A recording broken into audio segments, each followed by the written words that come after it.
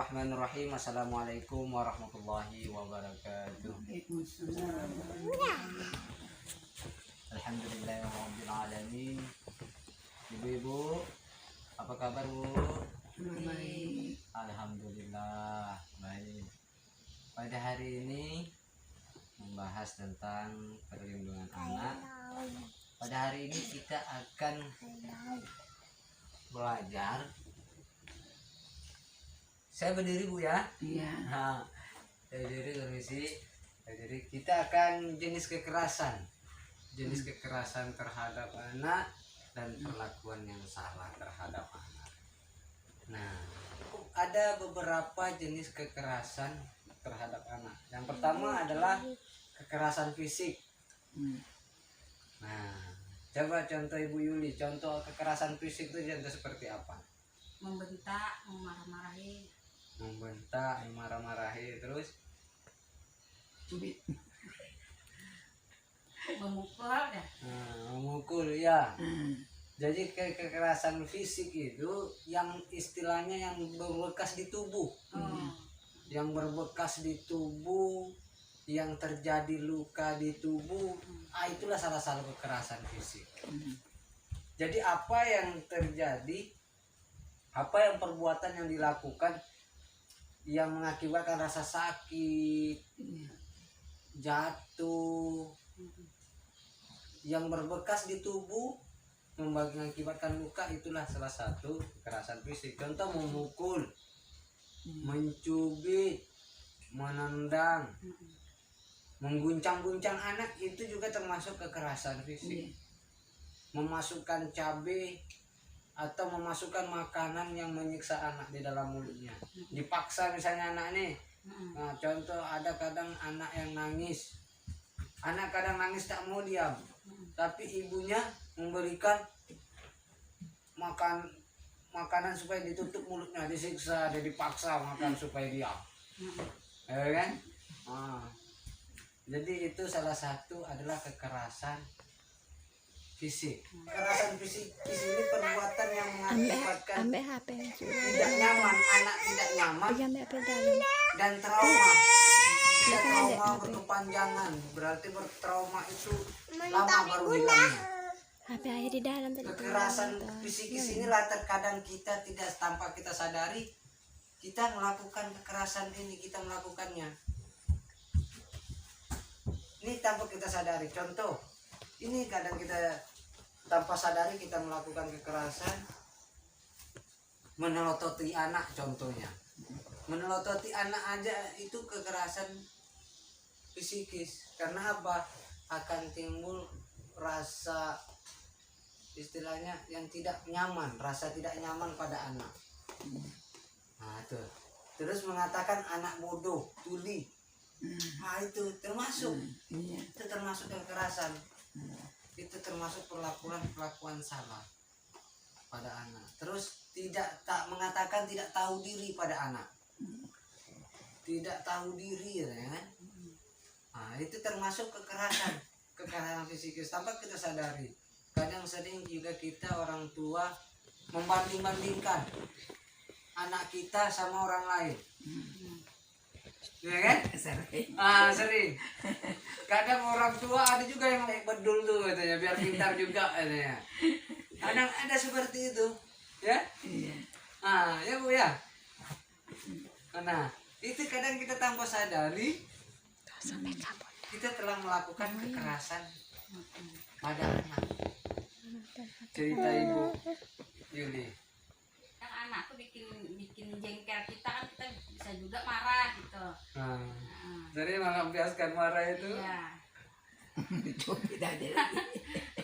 Kadang membentak. Membentak itu ya. Iya. Jadi ini menurut ini di dalam saya sampaikan Bu ya. Iya.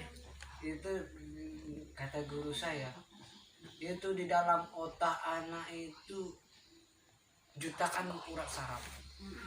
Dan satu kali kita marahi anak, itu satu urat sarafnya putus di dalam otak anak itu.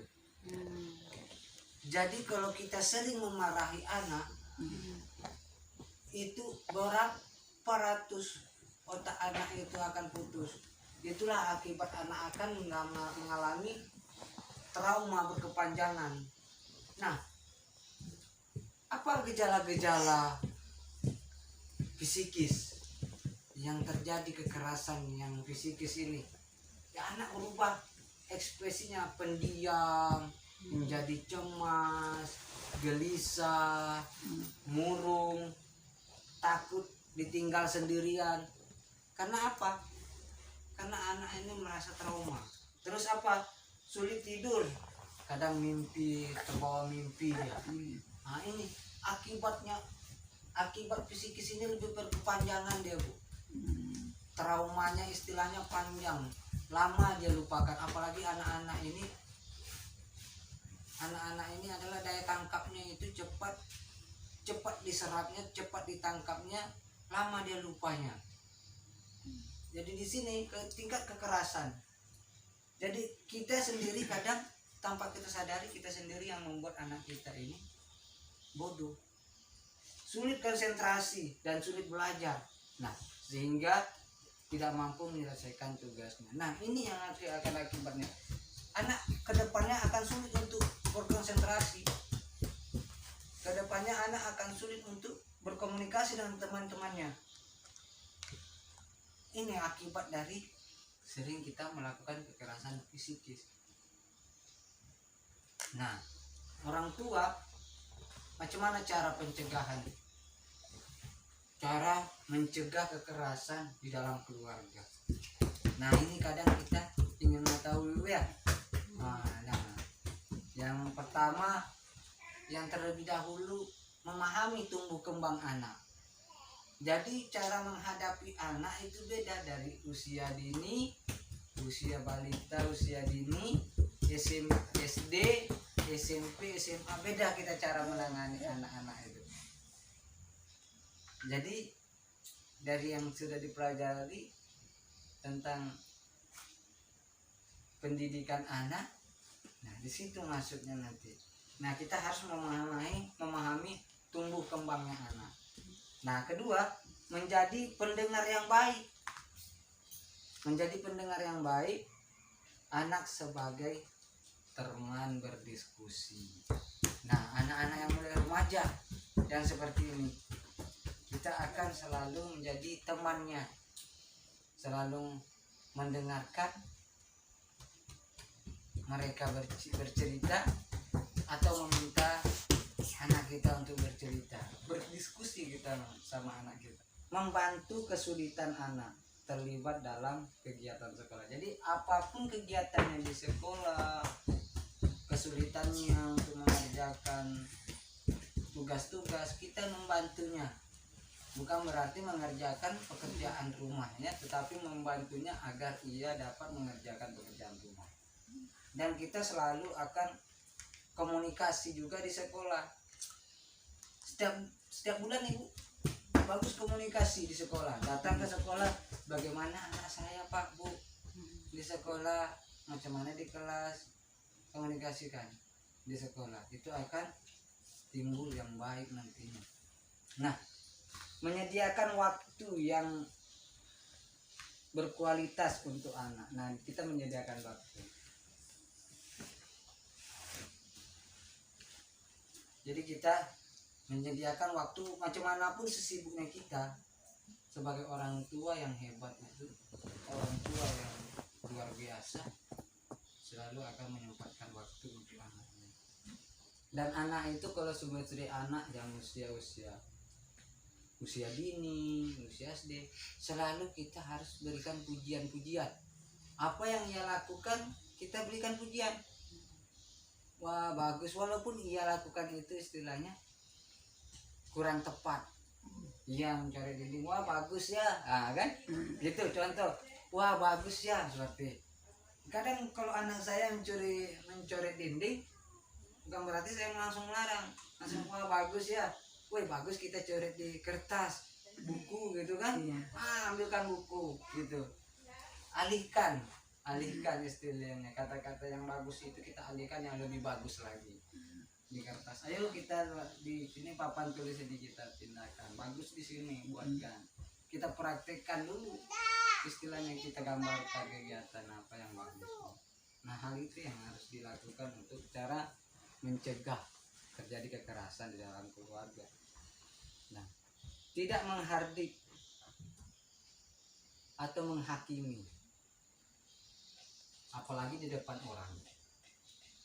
Nah, apalagi kita Bu, kita ada kadang ditegur aja di depan orang ramai, sudah tidak enak Bu ya. Nah, apalagi kalau anak-anak sudah merasa tidak enak, istilahnya di situ.